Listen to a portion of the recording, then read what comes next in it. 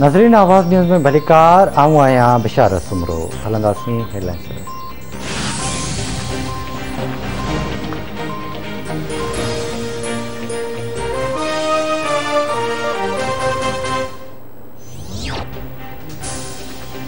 आज़ाद कश्मीर में आम चूंडुनि जो मैदान सजी वियो। पोलिंग जो अमल शाम 5 वॻे ताईं जारी रहंदो। कानून साज़ असेंबली में 45 सीटुनि ते पोलिंग थी रही है। PTI नून लीग ऐं PP में चोटी के मुक़ाबले जो इम्कान। आज़ाद कश्मीर में औरत वोटर्स जो तादाद 14,68,050 है।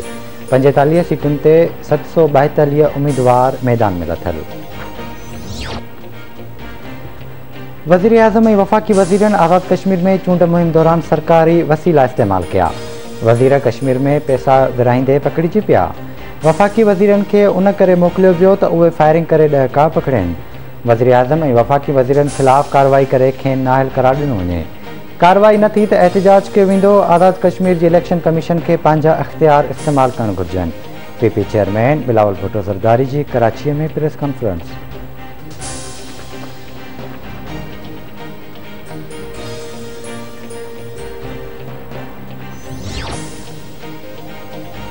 मुल्क में कोरोना वायरस जा हाणे जारी। वायरस वेगे वधीक 45 मरीज़ फोतुनि जो अंग वधी 23,016 थी वियो।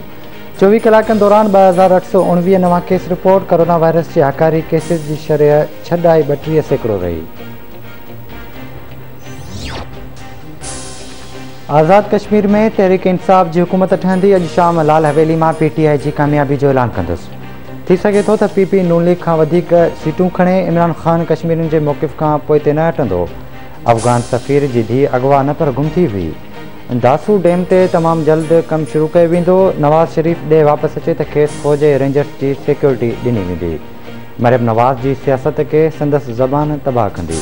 वफ़ाक़ी घर वज़ीर शेख रशीद जी लाहौर में प्रेस कॉन्फ्रेंस।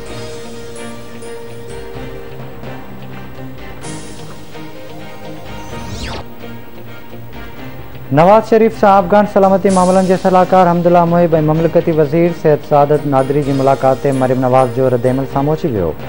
मरियम नवाज़ जो चवणु आहे त पाड़ेसिरियुनि सां पाकिस्तान जो पुरअमन वजूद नवाज़ शरीफ़ जे नज़रिए जो बुनियादु आहे।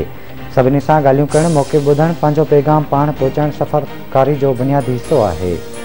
मौजूदा हुकूमत खे कुझु सम्झ में नथो अचे, उन करे इहा आलमी मुआज़ ते मुकमिल नाकाम आहे।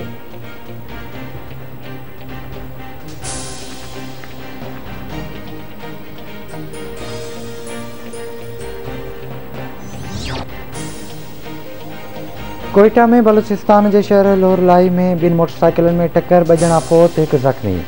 फोतुनि में अब्दुल वहाब ऐं मोहम्मद हनीफ़ शामिल। पुलिस फोथियलनि जा लाश खणाए इस्पताल मुंतक़िल कया।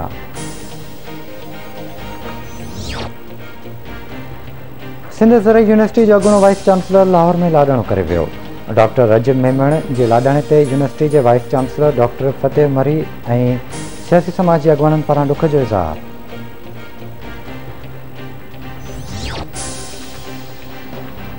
सरहद में 2 ॾींहं अॻु ॿुॾी वियल मासूम नींगर जो लाश 48 कलाकनि बाद नींगर ज़ीशान मंगनार जो लाश काज़ीवा मां जामपुर शरीफ़ वटां आयो।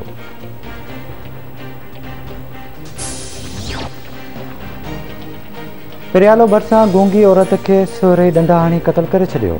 मक़तूल औरत जे भाउ जे फरियाद ते थाणे ते केस दाख़िल, जवाबदार गिरफ़्तार। लाश गाड़ी मोरी इस्पताल मुंतक़िल। पुलिस पोस्टमार्टम बाद लाश वारसनि हवाले कयो। गंबड़ जी मडवी गली में नौजवान ओसामा खोड़ो जो घर में गोलियूं लॻल लाश हथायो। पुलिस लाश खणाए इस्पताल मुंतक़िल कयो।